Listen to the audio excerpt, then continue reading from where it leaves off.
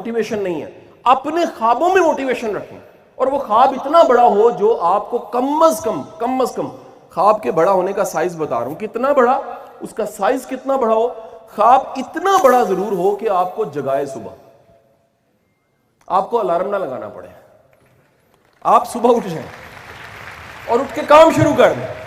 خواب کتنا بڑا ہو, خواب اتنا بڑا ہو کہ آپ اس کے ساتھ جئیں, آپ اس کے ساتھ رہیں, سوتے کھاتے پیتے جاگتے, پھر آئیڈیاز آئیں گے, پھر فلیکسیبلٹی آئے گی.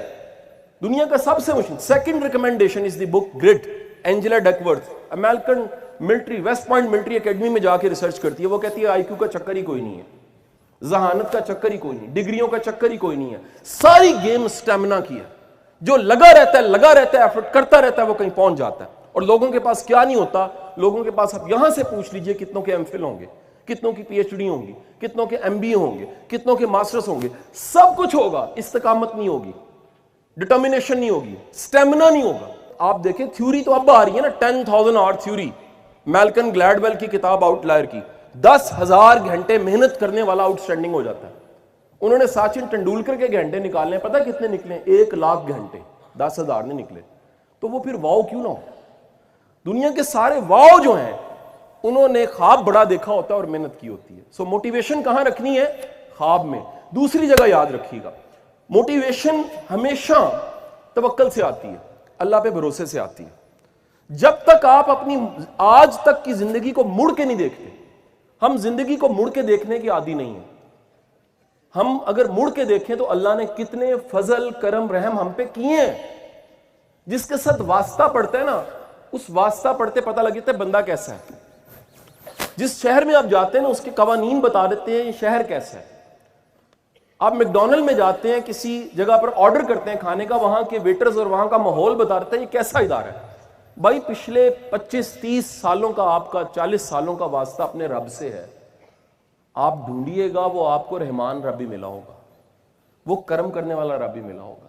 جب اس پہ بھروسہ اور مان ہوتا ہے, اس کے بندے کا مان ہوتا ہے, پورا مان کہ یا باری تعالیٰ میں نے تیرے پہ توکل اور تیرے پہ بھروسہ کیا, موٹیویشن خود آتی ہے. سو جملہ احمد جاوید صاحب کا جملہ ہے, وہ فرماتے ہیں ایمان بذات خود شافی ہے. ذہنی صحت کو انشور کرنے والی چیز پازیٹیوٹی ذہنی صحت کی علامت ہے, نیگیٹیوٹی ایک جو ہے بیماری کی علامت ہے.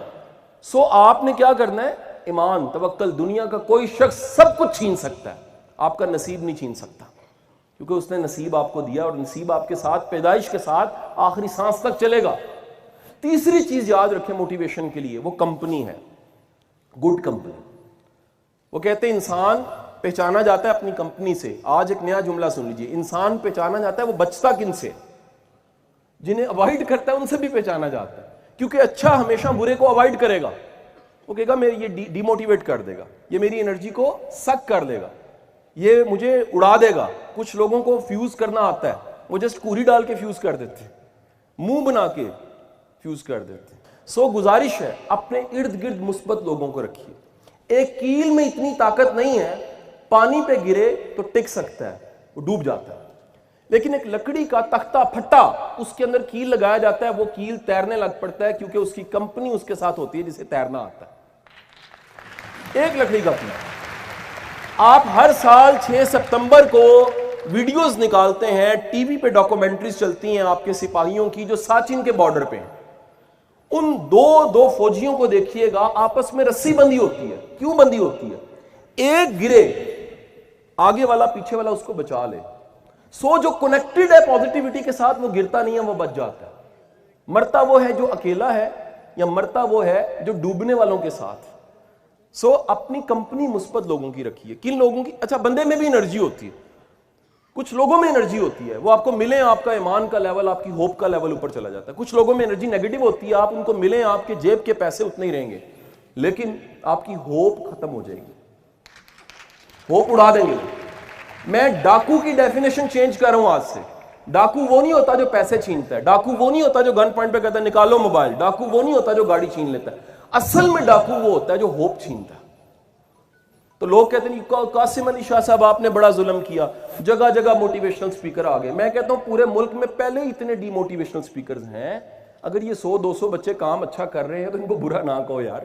یہاں تو فوجوں کی فوجیں کہہ رہی ہیں کچھ نہیں ہونا، کچھ نہیں بدلنا، تباہ ہو گیا، لٹ گئے، مر گئے. شام کو کوئی دیکھے نہ دیکھے شبیر دیکھتا ہے ڈی موٹیویٹڈ ہونے کے لیے.